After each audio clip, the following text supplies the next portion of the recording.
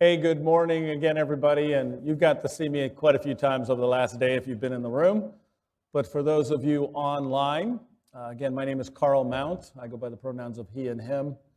And it's my pleasure to have pulled together today a panel of experts around traceability. I don't pretend to be an expert on this. This is, I think, the third supply chain summit that we've done something on food supply chain. And if you think back the last couple of years, if you happen to have been at the event, they were more general topics around the food supply chain. Last year, obviously, we were in the midst of the shortages on a lot of the food items. We're seeing some of those now. But it was more around kind of the COVID impact on the food supply chain. But this year, we wanted to go deep on the topic of traceability. And so I'm going to let our esteemed panelists introduce themselves in just a second.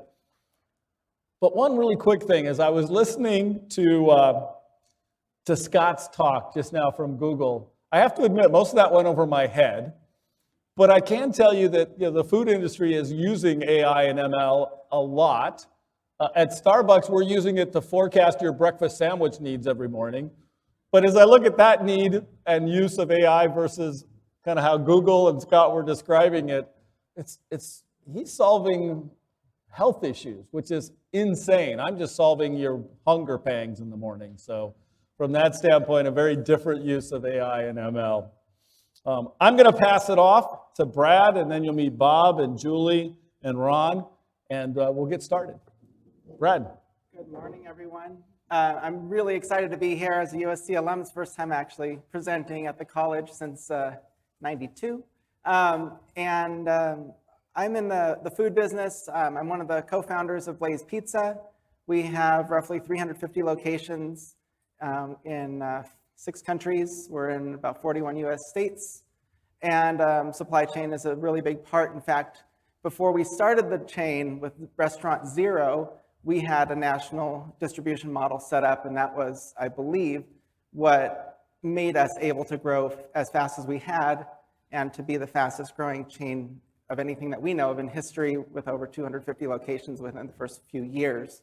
I went to USC, studied business and marketing, started a catering business while I was here, and stayed in food ever since. I've now got about 35 years in the industry, and I've done a lot of interesting stuff, in my opinion, around food, wanting to learn from basic science, where I went back to school, got a degree in food science, and then went back to school again and got a degree in culinary arts.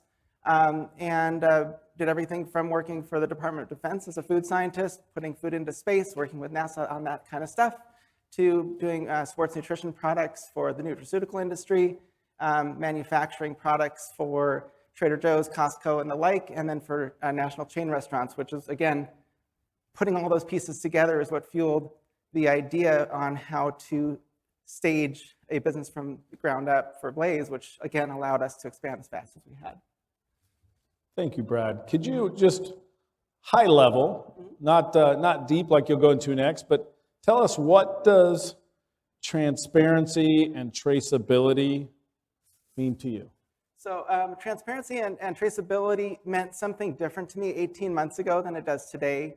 Back then, I was leading the food safety and product development for Blaze Pizza, and back then, traceability meant, can I trace a product back to its origin if there's ever a recall for food safety reasons? I got really involved and very interested in regenerative organic produce and really understanding origin of product and corporate social responsibility, as well as how employees are treated in the fields, and being able to trace that to the end user is to what I believe the next level of traceability should be and will be in the coming months and years. Thanks, Brad. Sure. Bob, introduce yourself, your company, and again, a little bit about what does traceability mean to you? Sure, Carl. Good morning, everyone. Bob Wolpert with a company called Golden State Foods, 75-year-old private company. We have 5 different divisions, making everything from ketchup and taco sauce to dairy products, hamburger patties, and then a division that's dedicated to what's referred to in the industry as last mile delivery for quick serve restaurants. So we load up trucks from one of 32 distribution centers in the US and in the middle of the night deliver all the contents of a Starbucks to the back of the Starbucks. Carl's one of our customers. And other customers. I ran that business for a number of years, and then about 2 years ago, stepped to the side to lead strategy and innovation for the company. And so I've been fortunate enough not to be in the firefight of COVID, in a line leadership role the way Carl is and Brad and others are. But I'm thinking about what's next. Where does COVID take us? And part of that relates to this definition of traceability. As Brad pointed out, traceability used to be an event-oriented mentality. I have a problem, where did it come from? Or I have a problem, where did I send it? And it used to be, maybe I knew on the computer system one level down or one level up, and then there were a lot of conference room tables with papers spread out saying, where did it come from? What PO was that? And it was an emergency level experience in many, many cases as you went further up or down the chain. Today, it's become more of an attribute-related set of data. As Brad pointed out, what are the attributes about organic or other features of the product? What kind of labor was involved? What kind of temperature? And we'll talk more about that as we go through the session, but I think it's a new definition of traceability that is driven in part by the consumer expectation on transparency, but also supply chain benefits that you get from seeing those associated properties more real time as the product goes through its journey. Thank you, Bob. Julie, introduce yourself, your company, and as well, the same question. Kind of what does traceability mean to you? Yep. So I'm Julie McGill. I'm the Vice President of Supply Chain Strategy and Insights at FoodLogiQ. FoodLogiQ is a supplier management, incident management, traceability, and recall management solution. I've been here for about 4.5 years, and I work on regulatory. I also work with our engineering teams, product development, et cetera. But prior to that, I spent 16 years at GS1US. GS1US is the standards body here in the United States that oversees standards that we use every day, whether it be UPC, when we talk about things like RFID, data matrix, EDI, et cetera. So the things that we use to run our businesses every day, I was part of the group that led both food service and grocery. So now I implement the standards that I helped to write, which sometimes you take a look and say, why do we make these standards so hard? But before that, I spent several years at Coors Brewing Company out in Golden, Colorado, which was a wonderful place to work. They make everything on site, the bottles, the cans. Every day I knew what part of the process we were in by the smells from the facility, right? Are we malting? Are we brewing, et cetera? So I've been in the food business for about 30 years. But traceability for me, I agree with everything that the other panelists have said. Our mission at FoodLogiQ is to map the world's supply chain, food chain, to make it as safe as possible and empower people to make decisions about the foods that they eat.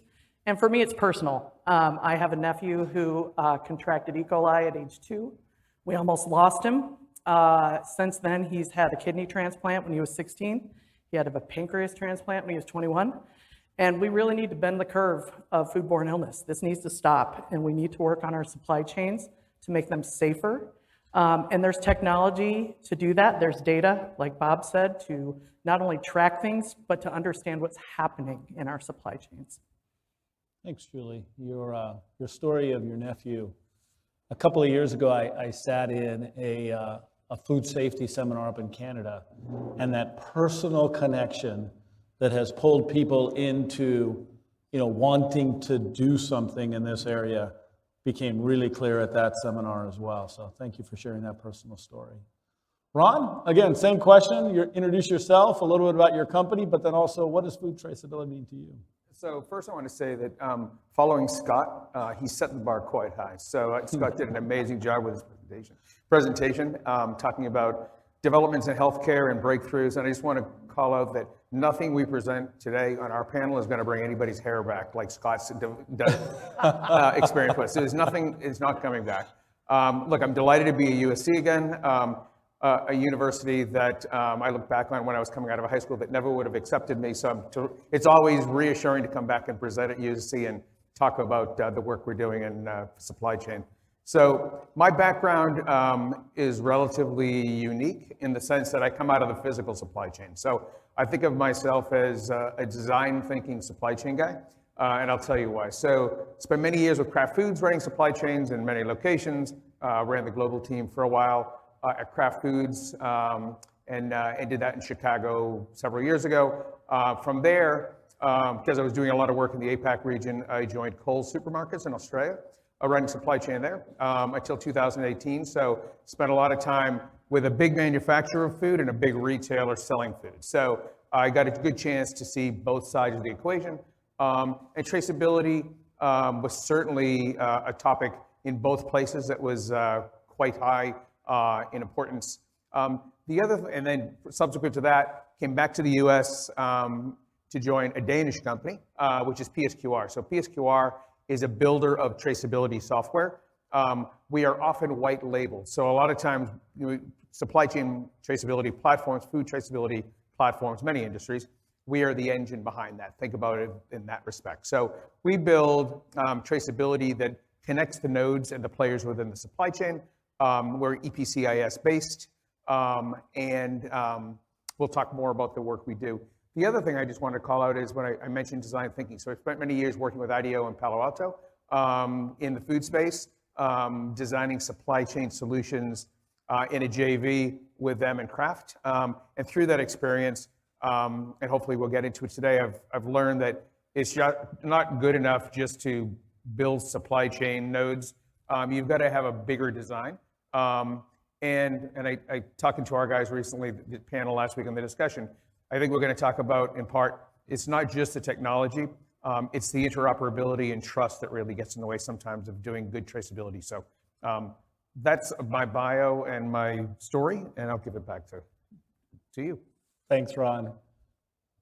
As you can see, we were pretty intentional about pulling together, as Ron called it, some different nodes here. And we actually, in the business, we really call Brad kind of the operator. He's the one that's consumer facing. He's the one that's actually the entrepreneur, creating restaurant solutions, delivering to the final consumer. Bob has the distribution and the manufacturing piece of this.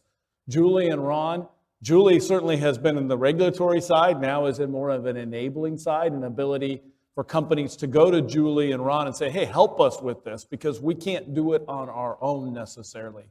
Bob also has quite a bit of experience with, Bob, the IBM Food Trust, is it?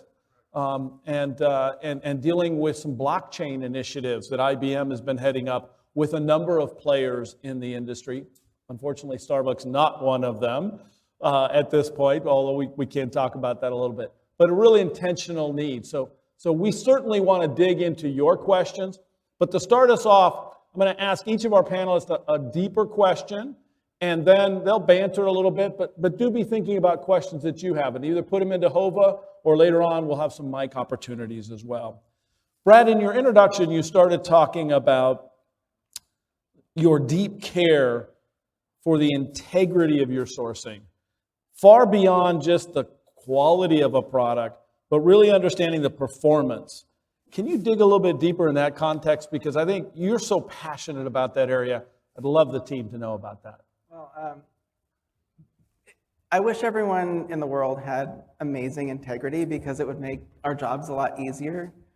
When sourcing finished goods or raw materials, let's just call it olive oil. Olive oil is a really highly adulterated product. And so let's just say I agree on a product from a supplier, and I want that extra virgin olive oil. The best way to determine if an olive oil is right and pure is not by chemical assay, but rather by sensory. And that already opens up a whole can of worms of it being, is it truly what they say it is? Is it truly extra virgin? Did it truly come from Spain or Portugal or California? Did it get it heated above a certain temperature, which would make it not extra virgin anymore? These are all things that make it really impossible and challenging. as the end user to know exactly what we're getting is exactly what we're paying for and what our spec says. I wish that we had Scott here because I think that what he was talking about with the AI is it sounds like you could fingerprint something and for $1 it sounds you could determine within a few minutes if that product is truly what it says it is. I think that would be a great way to solve actually all this traceability stuff in just an instant, so we don't even need the panel anymore. So we can all come off and just Done. divide Scott back. Thank you, Brad. I think, and what I'll tell you is that Brad is not unique in this desire. I mean, so many new, whether it be restaurant chains or operators, really have this passion to dig deep into really all aspects of that product, not just the food safety side of things. And so the important thing for me on this was it's really multifaceted because in integrity, it can still be food safe, but it can still be adulterated. Right, and are besides, is it truly, like say, extra virgin olive oil, is it coming from that field and from that processor that I visited a year ago? And the reason I visited them because I wanted to see, like, are they capable of doing bad things? Can they make not extra virgin olive oil and perhaps blend it in? Do they have bathrooms in the fields and hand sinks for their employees? Are their lives pleasant? Those are things that are really important to me on the corporate social responsibility side. And if it's not coming from them and they mix 10% of someone else's oil in, it's going to be very, very difficult to trace. Absolutely. Yeah, we talked about social responsibility a little bit, earlier. Bob, as you think about this last year, certainly COVID has impacted food supply chains. Talk about that a little bit. Also, though, how does food traceability help with the resiliency? Resiliency has been a big topic so far in the last day and a half. And then because you kind of sit in the middle between Brad as an operator or those like him and the farm, what role do distributors and manufacturers play in this chain of traceability? I think there's 6 questions packed in there. Probably. Let me take a few of them and then we'll see what's left. Yes, this past COVID experience that we're still not quite out of, for those of you that are in the business, you'll understand what I'm going to say. If you're entering the business, I want to just give you one rule. In any operations that include supply chain manufacturing, you come to work every day trying to eliminate variation. A processing plant, a supply chain that can have 95% or better of every transaction happen without a perturbation, without an exception, will be running smoothly. The more exceptions you get in the process, the more touch and work you have to do to recover from those exceptions. And certainly during COVID, what we saw were the number of exceptions went up in ways we never expected. I mean, we had one plant that was at risk of running out of pallets to ship finished product because there was a trucking issue in the region to get the pallets from the supplier. We had spices from China that didn't come in on time.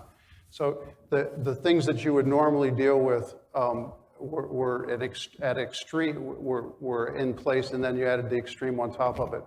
And what transparency and traceability, where that intersects with this discussion is people in our industry, manufacturing distributors in particular, have realized the importance of near real-time information.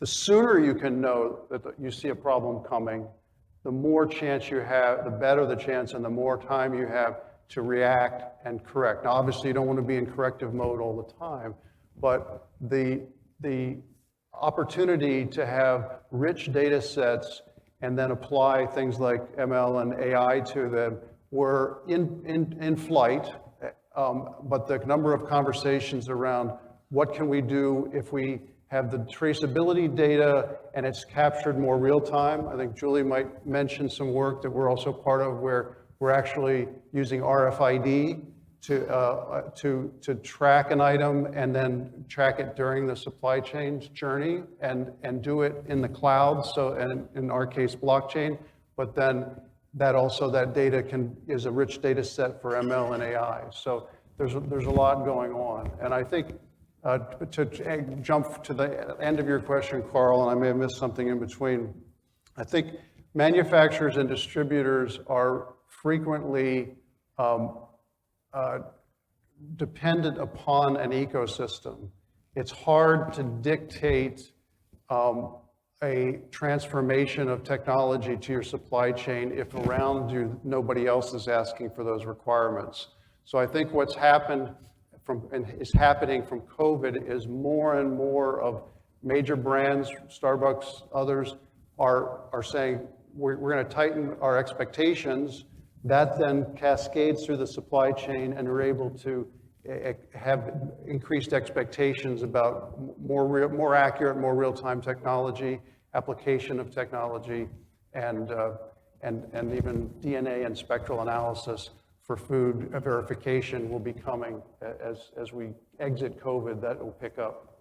Hey, thank you, Bob. I think you got the vast majority of the questions, so I appreciate that. And I think your point on part of an ecosystem is it's great to develop solutions, but the solution has to be focused on solving a problem that the end user has, and I think that's still developing a little bit. Julie, with that in mind, what are the drivers moving traceability forward in the food industry right now?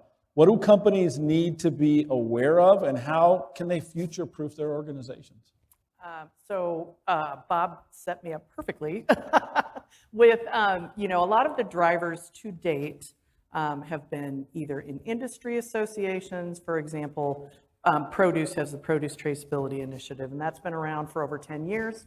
But with some of the recent leafy greens outbreaks, we've had a leafy greens task force, we've had some changes to the way we have to label packaging and how we track those things.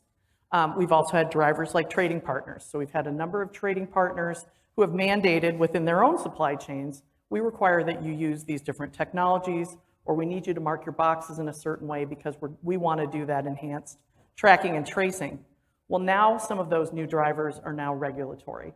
And so with the Food Safety Modernization Act, back in 2011, it literally was the first major legislation that we'd had in over 60 years to change how we track the documentation that's required, et cetera.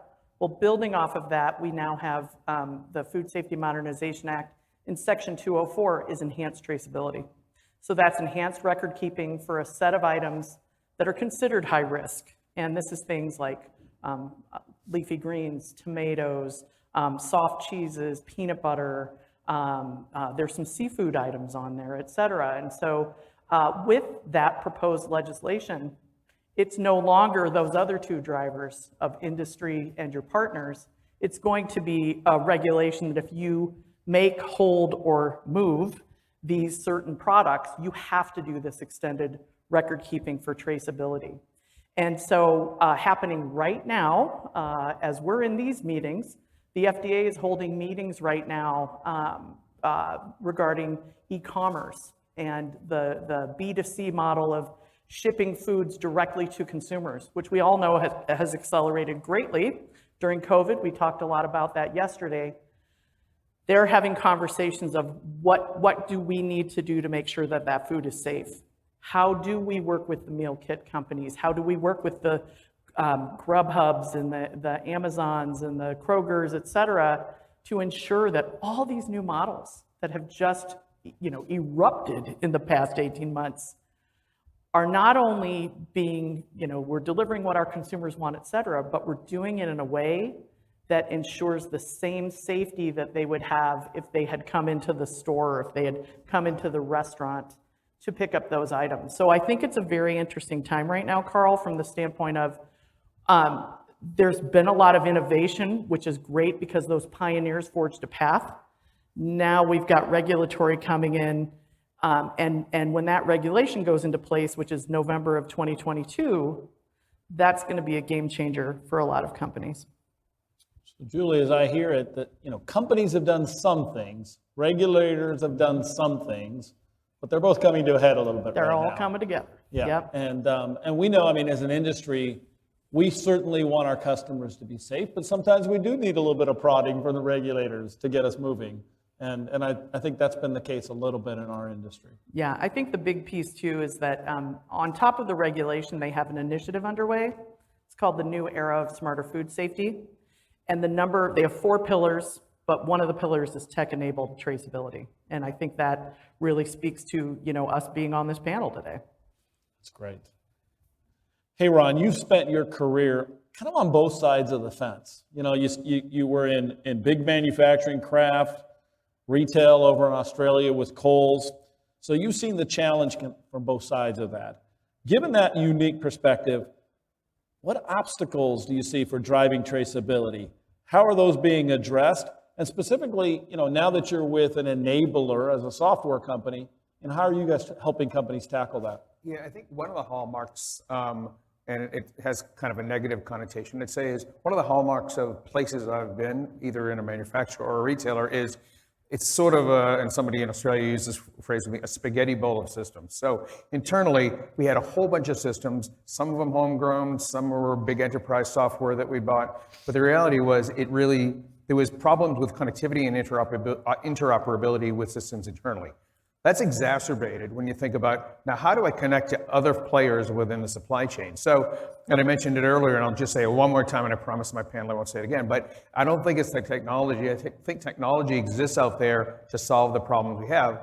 I think the issue is interoperability. So how do we make sure that all these systems we're putting in place, the technology that's amazing that's being developed by companies, beyond this panel, but by other companies as well, how do we make sure they speak to each other? And one of the things that Nick and I do is we co-share leadership of a global food traceability consortium, and it relates to, and we have companies in retail and food retailers, food manufacturers, enterprise, solution providers, academia, talking about this very problem. And how do we make sure that all of this software works together?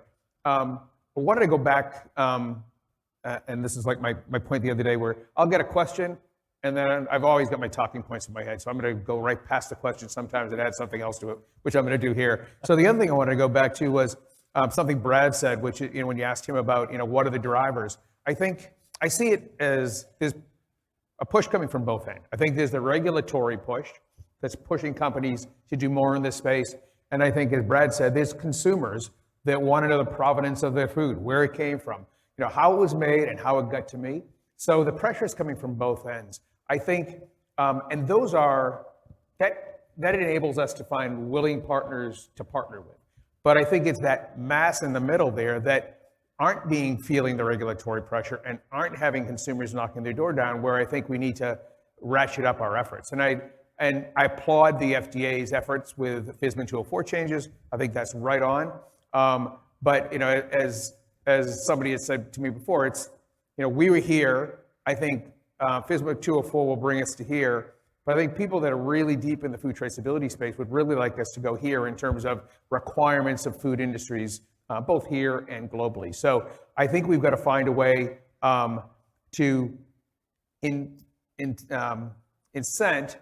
those businesses that sit in the middle to adopt the right traceability practices. And I think Bob said it earlier, and I think it's right.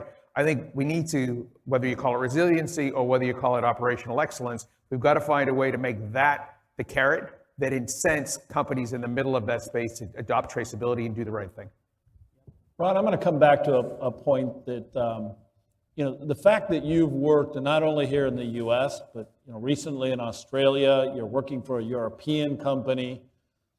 Can you comment just a little bit, and if any of the other panelists as well, where is the US and North America compared to the rest of the globe? And certainly Europe, Australia, then you got Latin America and Asia, they might be in different places, but where are we compared to kind of the industrialized world of the modern, Yeah, so we're fortunate in that PSQR is working on every continent, so I can give you a bit of a perspective. I won't talk about all of them, but I do think we are near the top in terms of driving, but I think it's the top of a bar set low is the way I'd say it. So I think the country, not because I work there, but because they're part of our consortium, I do think that Australia and New Zealand as well are interesting in that the pressure from consumers is super strong to provide traceability.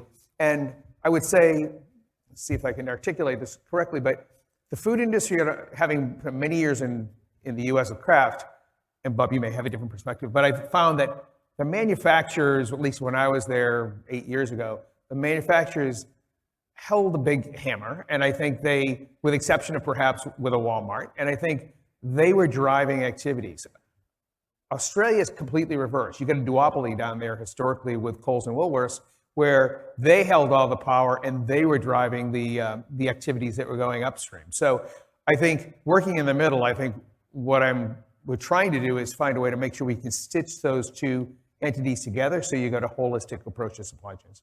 Thank you. Any of the other panelists on that same topic? Well, I'm a little troubled. As a chef, I'm a little troubled, and we're trying to buy local, help the neighborhood, do the right thing, and then we talk about how we set these standards that makes it impossible for the small farmer to do it. So, and then the distributor kind of tells me as a restaurateur, here's what you were going to sell you. The whole thing is broken, and it makes it really difficult for us to support the little guy. And I don't know, how does this all work for someone that wants, like in my neighborhood, I live in Los Angeles, in my neighborhood, one of my neighbors got their backyard certified organic as a farm, and they distribute to a local restaurant that they are partnered in. Like, that's awesome. Yeah. Not only are they doing good for the environment, they're doing good for the neighborhood, and they're serving more nutritious foods to people. Yeah. But to make it affordable, the only way to do that is, and if you're putting these systems in place, it seems like it would be an inhibitor. What's the cost of entry, basically, so that local farmer? So let me pick that up a little bit with a little bit of a story on the Starbucks side, but then I'm gonna take it into a discussion. Panelists, if you can start thinking about it. We've got some questions, mostly about blockchain, but I would love to have the audience understand what are some of the different technologies. It's not just blockchain driving this, but you guys can talk about that a little bit. But to Brad's point, and we discussed this in our prep session just a little bit, is almost every farmer, whether it's a US farmer or a coffee farmer in one of the 30 countries that we buy coffee from at Starbucks, has a smartphone today. And that's not something that they have to go buy for a traceability app. They already have that. So one of the things that we're working on together with Microsoft, as opposed to the IBM partnership, that's one of the reasons, but with Microsoft, is an ability for, we deal with over 400,000 small farms around the world. And in 3 countries right now, we're testing a blockchain system that starts with an app that farmer, little farmer in the middle, in this case, of Costa Rica or Colombia or Rwanda, are the 3 countries that we're trialing it in, can actually put into their app their coffee that they're selling to us. Now, they might be selling it to a trader that then is selling it to us, but that starts the chain of blockchain that then goes all the way through to you as a consumer can go to our traceability app and scan the back of a coffee bag, a 1-pound bag of coffee, and know where that coffee came from and every step it went in between. So those are the kind of tools that we have to provide to the small farmers as part of this big end-to-end holistic approach. And open it up. Yep. Because I'm building a new restaurant right now, then the purpose of that restaurant is to be a source for good that's shared. Absolutely. Not just held, yeah. So that point of entry for all, not just for the big corporations to be involved. The others, let's talk a little bit about, we certainly have questions on blockchain. RFID was mentioned, GS1 was mentioned, barcoding wasn't mentioned, but barcoding is a big part of where we've been going. Can we talk about some of the technologies? Sure. Let me kick it off, Carl. First, last week I was at a very small, intimate conference, and John Chambers, the former CEO of Cisco, was talking to us, and now he runs a venture fund of his own, and he reminded me that the intersection of a technology transformation with a business model transformation is the big propellant to change and any industry. And I think we might be on the tipping point of that in the food space. And Julie covered some of the points that the tailwinds from regulatory might push. But Carl mentioned the other, which is the technology is getting more and more sophisticated. I'm going to backpedal for a second and just do one small story, Carl, that the problem in the food industry is that many of the parts of the process are 10 years behind, pick a number. And they weren't geared towards traceability at the level consumers today expect it. Take a produce processing facility that gets in produce from fields all over Northern California and has 3 washing lines, so all of the green produce goes through the washing lines. It goes to 9 packaging lines that put it in the plastic bags that you see in the grocery stores. Up until 2.5 years ago, it was what went in for the day and what went out for the day. It wasn't tracked by these lots from these fields went into washing machine number 1, which then went to these packing machines and that level of traceability. But that's the level of traceability that the FDA's new regs are headed towards, and that's the consumer expectation. So my point there is that technology is great, but the process has to sometimes be re-engineered to get you to connect the data that you need to the right point in the process. Now, as far as the technology, the intersection of blockchain and IoT and AI, I think, is the breakthrough that will transform the industry over the next 5 years. Blockchain is not cryptocurrency. It's the same underlying technology, but you get way off base if you think of cryptocurrency when you think of a supply chain application of blockchain. And there are varying ways to implement blockchain in supply chains, and those are being dabbled in right now. And there's different ways to trace. There's one way of trace where you use the EPSIS events in the GS1 code. There's another way of trace that's called a workflow process. So everybody's trying to figure out how to best use these new technologies. And quite frankly, the early adopters like a Blaze Pizza that are going to stand up big use cases and say, we're getting more market share from our consumers because we're using these technologies, is really where the companies are going to start lining up. Last example, and I'll let Julie give some others. Carrefour, the largest retailer in Europe, is implementing blockchain for their private brand food items. So if you go and buy a cutlet of chicken in a Carrefour store, there's a QR code on it, and a consumer, you can download a phone app and you can see the path of where that chicken came from, what farm, the date it was harvested, the processing plant, and the journey to the store. They're doing that across 200 some products.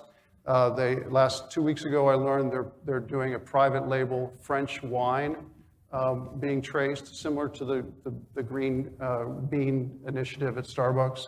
So as consumers get more and more comfortable that that's the expectation, they should have that visibility, supply chains are going to have to line up and say, I can deliver that kind of data. But it is a very complex transformation. Thanks, Bob. Julie, Ron, thoughts? Yep. So there have been so many things. I'm like, which one of these do I take on? So certainly total agreement with Australia, way ahead.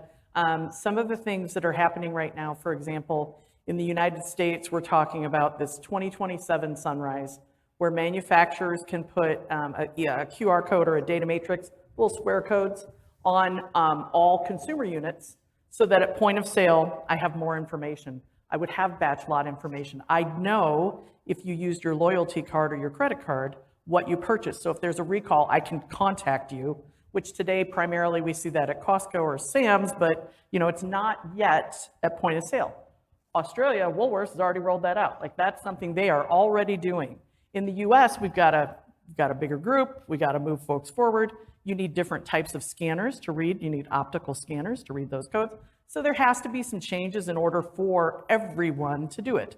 But some companies are doing it today, right? They're putting it on, and maybe they're pointing at a website, or they're pointing at something about the origin or the provenance of the products. And that's great, because those drivers are now getting us to those sunrise dates, which is then going to move us forward with this information that we as consumers are asking for.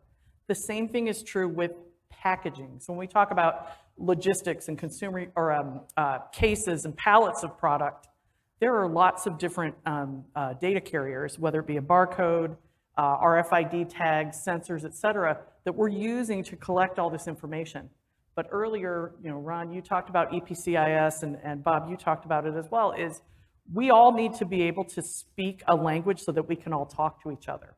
whether I'm on the Food Trust, I'm over here on SAP, I'm on FoodLogiq, et cetera, and those pilots are happening. So we've done some work, FoodLogiq, IBM, Ripe.io, SAP. We worked with the Global Dialogue for Seafood Traceability and the WHO. And IFT, and have done pilots with the seafood industry, which, as we all know, right, seafood can get a little iffy in the middle. But we've done pilots where we've all collected data at all these points across the supply chain, from the boat all the way to the store, but then we exchange data. So IBM sharing data with FoodLogiq, and SAP sending data to Ripe, and then all of our systems are different. So when you see the chain and you see the traceability and the documents and all the information about the items, how we present it is differently because our solutions are different.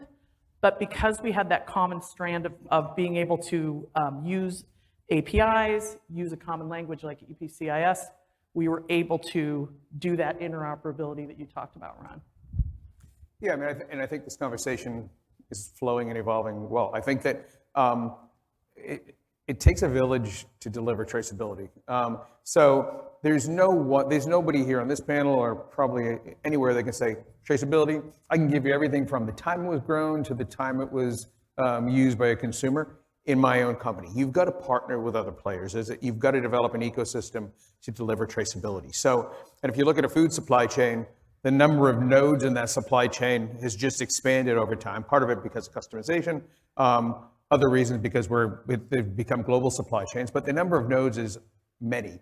And where I'm going with this is, again, to hammer probably one last time the point home, it's the interoperability between all those systems out there. And we are not blockchain based. We came out of the tobacco industry originally building software to track individual packs of cigarettes. So we do a lot of serialized traceability. But the way our model executes, we run an event repository, and through our APIs, we collect any data that generated a digital signal. It could be a barcode, it could be an RFID tag, it could be an IoT device, it could be 43 different players. But the way we deploy is we gather all those parties, gather all that information, and then synthesize it within the event repository. So you have an end-to-end picture of, I use the tobacco example because it's easy, where that package of cigarette that somebody bought, where it was from the time it came off the line to the time it's in a consumer's pocket. So we're using that mentality to think about how do we do the same thing to that level for food. And one last comment on that would be, first reaction is, it's too expensive. So, you're not going to serialize a box of cereal that somebody buys in the store. It's just too expensive, and you don't really need to. So what we've developed as well, and we're in the midst of working with this with a large beer manufacturer in Russia, is something called virtual item level aggregation, which is not one-for-one relationship, so you don't know where that box, but a much smaller number. We can tell where these 5 boxes of cereal are from the time it was produced to the time it was, makes it to a pantry in a consumer's house. So anyways, I rambled a bit, but blockchain is absolutely an input. IoT devices is actually absolutely an input. All of those are inputs. Companies that and you hear about like Project 44, for kites, all that traceability data that they generate are inputs to our end solution as we go forward. That's good to notice. So to summarize, I mean, ultimately, traceability does not necessarily equal just blockchain. And I know we got a number of questions on HOVA about blockchain, but there's lots of different ways to collect data, and all of those inputs go into this interoperability that the panel's been talking about. Yeah, Carl, I think the one challenge that the industry hasn't come to terms with yet is who owns the repository of the data? So is it single company sponsored? And so is it a Starbucks database? Is it a McDonald's database? Is it a Walmart database? Is it an ecosystem play where it's multi-company? And how do you trust that if it's your crown jewels to have that data? So there's still a lot of maneuvering going on around how to think through the data platform ownership. That's an interesting point, because as supply chain people, we love collaboration, but you're right, data is secure and needs to be secure. Ron? Yeah, so, and Bob brings up a great point, and I said it in my opening comments. The other factor is trust. I mean, I used to run the data sharing program at Kraft years ago in the U.S., and the U.S. was a pretty good place, and we were developing line of sight all the way to the shelf of our products. And the U.S. was a good space because retailers, for the most part, really bought in on the concept that we could improve operational efficiency and just drive operational excellence by sharing data across. Then I got to Australia, complete opposite. Nobody wants to share any data with anybody because they're fearful that they're going to use that data for a negative reason. The reality, and I'll give you a real tangible example. In Kohl's when I was there, we charged companies to get our data. So we sold our data to our upstream manufacturers. But we didn't, and what I'd say is we got a lot less from that than we would have if we had shared that data and driven operational excellence in the entire supply chain. So I think we really underplay the operational efficiencies that can be driven by sharing data across. Good point. Yeah. Well, and real quick, Carl, on Sure. the sharing, yes, like 20 years ago when I moved to Chicago to work for a startup that was called Transora, it was this whole idea of there's no magical database in the sky with all this food information, right? The product information, weights, dimensions, images, et cetera, nutritionals and all that. Everybody was pushing back, saying, no, no, no. Well, now it's commonplace, right? Everybody uses it. That's information that needs to be shared. Where we're now starting that same climb is with the permissions for data sharing that Bob talked about, right? There's all this traceability. Some people need to see the whole record. Some people only need to see part of the record. But we as an industry need to work through that so that that idea of sharing, that it is more open, that we are able to access the information that we need when we need it. Right. Is it possible to make one really last comment? Absolutely. To Bob's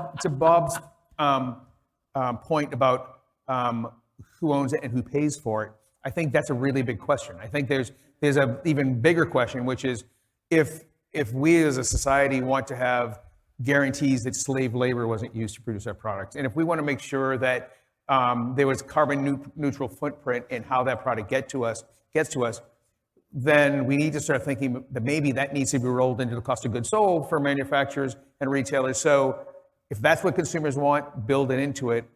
And I think that's a big problem to wrestle with, because I think that, obviously if I was in a food manufacturer, I'd push back on that from a cost perspective. But we've got to think about how do we roll that in so we get the right people paying for what consumers want.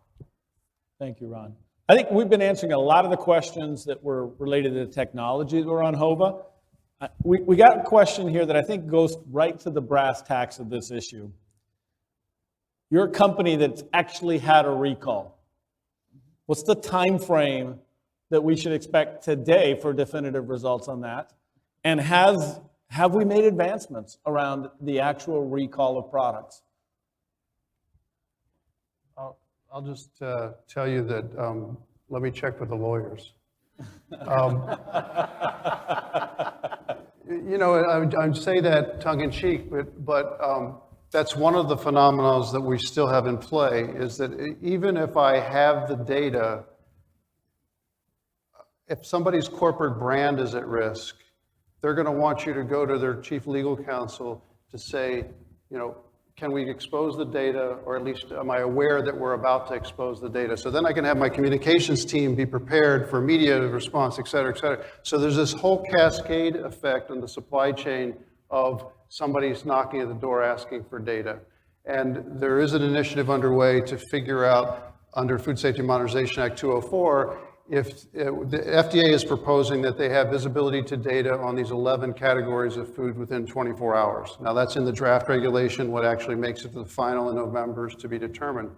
But part of that discussion is who needs to be notified in what sequence, because again, nobody likes to be surprised in business. So we all want to have recall data available, and I'd say the bigger question is protocols around what success looks like and compliance. But right now, typically it depends on domestic versus international, then,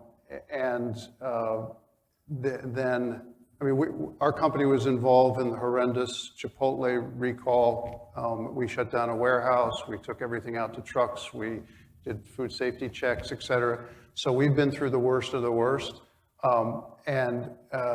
It just becomes a question of trust that you can work with your partners to expose the data, because the data is becoming more and more available, more timely, but then you have the lawyer and the brand reputation issue to be factored into the data availability.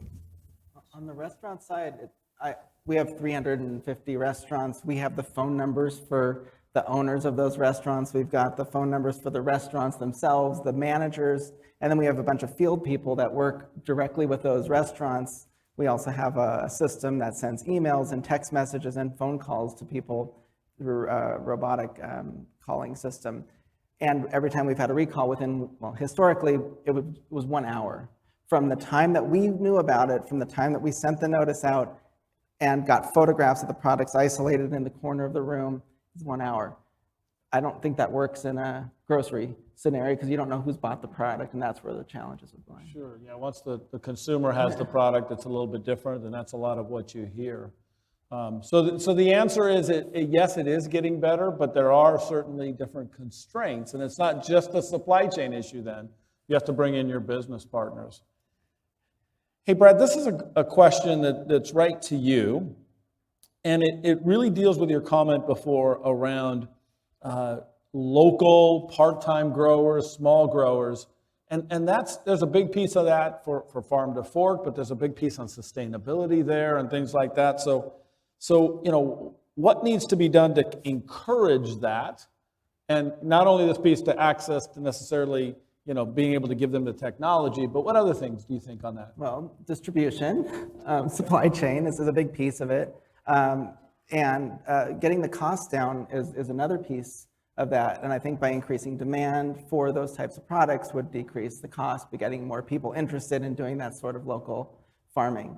So I think that's really a big part of it, is getting the word out that you yield much better results, better for the planet, better for the neighborhood, better for people to grow organic, regenerative, local products. Absolutely. And I know, the technology in the US is not quite as advanced as in Europe, but the technology of being able to have urban gardens, aquaponic gardens, multi-level gardens, those kind of things is actually starting to pick up steam as well, but I think a little slower than some of us expected. Right, but I think on the big side too, I think that big farms should also be turning to this way and it's a way of dealing with climate change, it's a way of reversing climate change. Yep. And I think it could play a big role in saving the planet.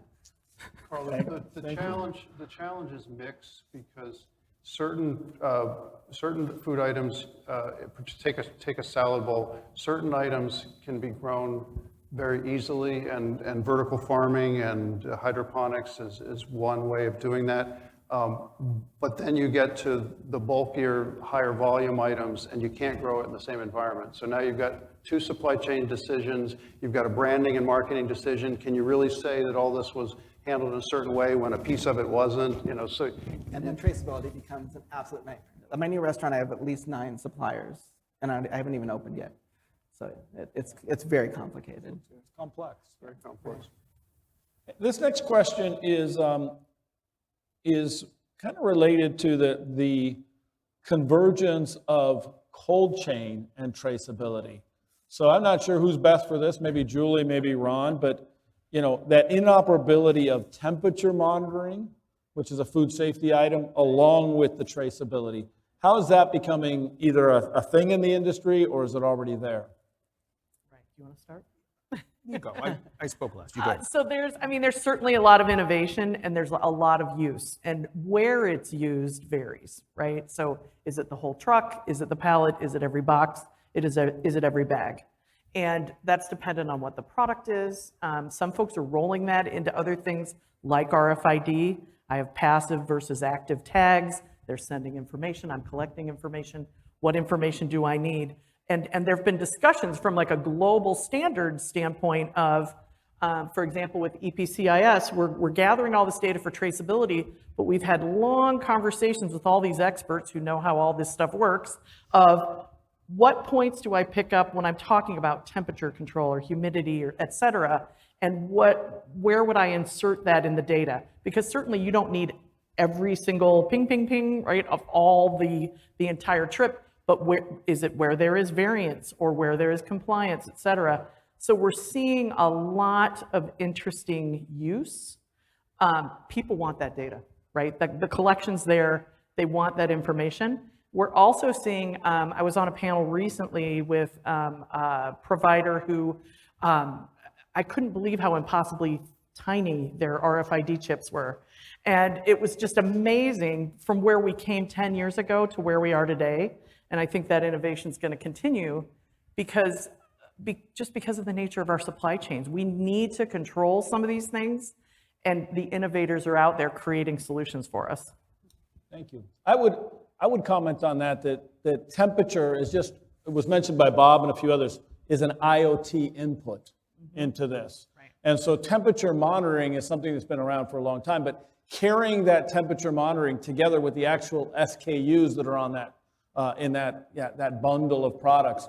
I would also tell you that, and this is not an advertisement, but we're a Project 44 client, and what Project 44 or 4 Kites or some of the biggest area for loss of temperature control right now really is in the transportation space. You have a much more stable environment before you leave the warehouse, at the manufacturer. It's that truck that goes from the manufacturer's dock to the warehouse that usually is where we have the out-of-temp situations. So being able to transmit the temperature monitors in the trailer, whether it be on the reefer unit or on the product itself, into an IoT environment that they can make sure that we're tracking that temperature all along the route of that truck. At the same time, when we either have GPS pings or other IoT that's bringing us where that truck is when we should anticipate it to arrive at the dock.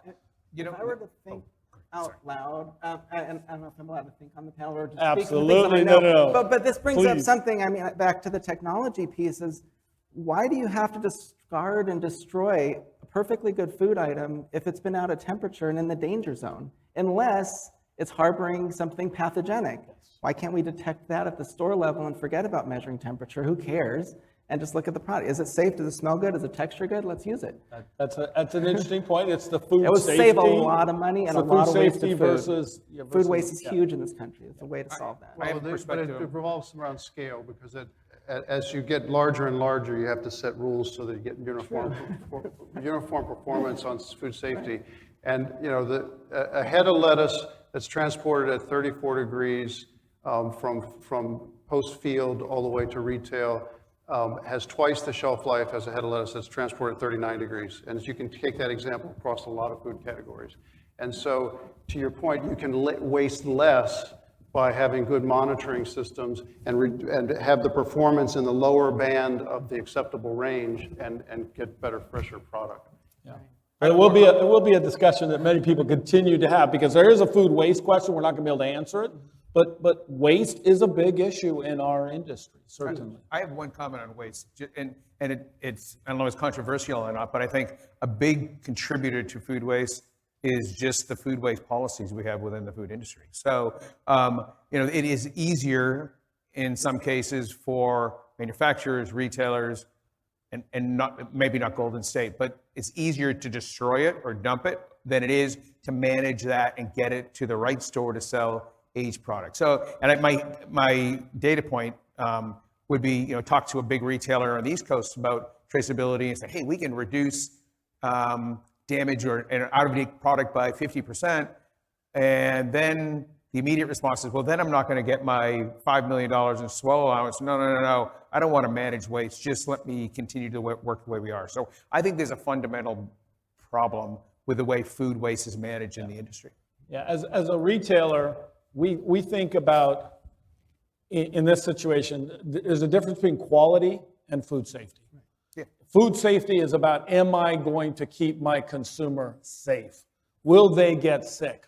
Quality is about brand perception, brand keeping my brand at this elevation. So even if a product expires based on the expiration date, I can still donate that to a food bank. It is still good for use, but I'm not willing to sell it to my consumer. And that's the difference between quality and food safety, at least in a big retailer like ourselves. Listen, we've run out of time. I know you guys sent in a lot of questions on HOVA. I think we got to many, many, many of them. Trying to stay on schedule. Thank you for listening today, and hopefully you enjoyed our panel.